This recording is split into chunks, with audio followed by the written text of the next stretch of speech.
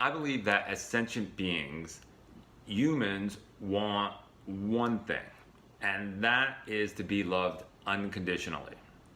And we grew up in this crazy, hyper competitive society where we're only given tools to gain love conditionally.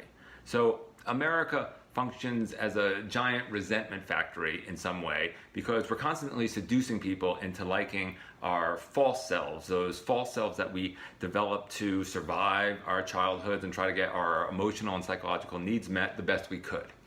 But now there's this wounded child in us that is retroactively seeking approval from authority figures who may be long gone or possibly even deceased. And it's really interesting to find the inner motivations of what people consider to be success and how that was inculcated into us when we were children and wounded us in some ways. And so we're constantly seeking to become whole and to gain that unconditional love by becoming vice president or buying this thing or going to this exotic location. And we really just need to find a way to tell that inner child it's okay. And then we can learn congruent and we can decide who we consciously want to be, and then use tools to keep us at the higher ends of our happiness ranges and not let those negativity biases, those fears, those expectations, and those things that the wounded child in us is compelling us to do.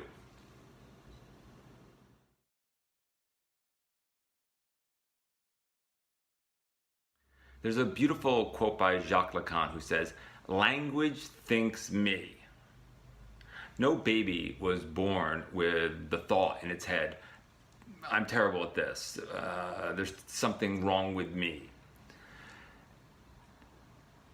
I believe that most interactions of children with authority figures in our culture for the first 18 years of their lives are akin to some form of behavior modification. And unfortunately, the languaging is often quite negative. Don't stick your tongue in a socket, don't run out into the street, don't have sex, don't do drugs, don't do this, don't do that. So, cut to 30 years later, and you have basically an epidemic of negative self-talk. And I always ask my patients or students, whose voice is that in your head? And normally we can trace it back to some authority figure who was hypercritical. And unfortunately,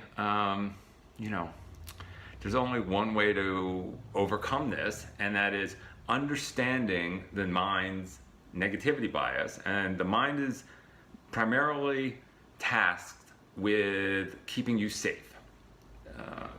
That's what I think the mind's primary job is.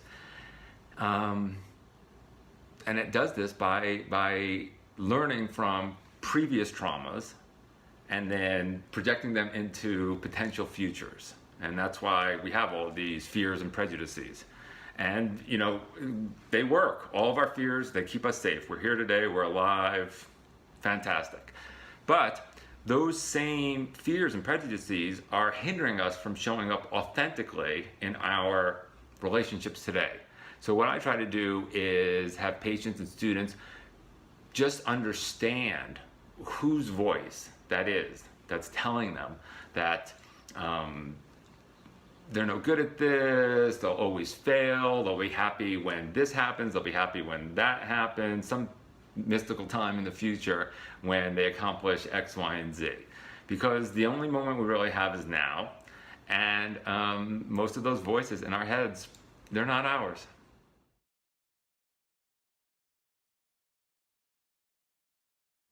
The number one thing that correlates with happiness is the quality of our intimate relationships. And the quality of our intimate relationships depends on how authentic we can be with other people.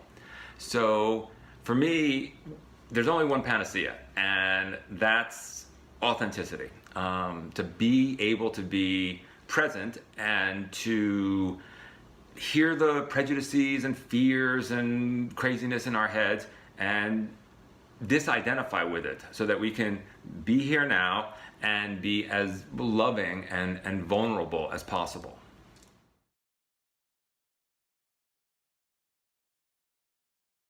What do I hope that readers take away from How to Survive Your Childhood Now That You're an Adult? I hope that they learn the tools that'll keep them at the higher end of their happiness spectrums, and they know that it's to their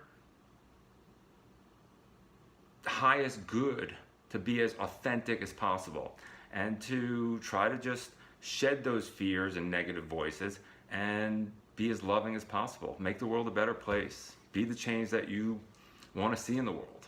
That's it.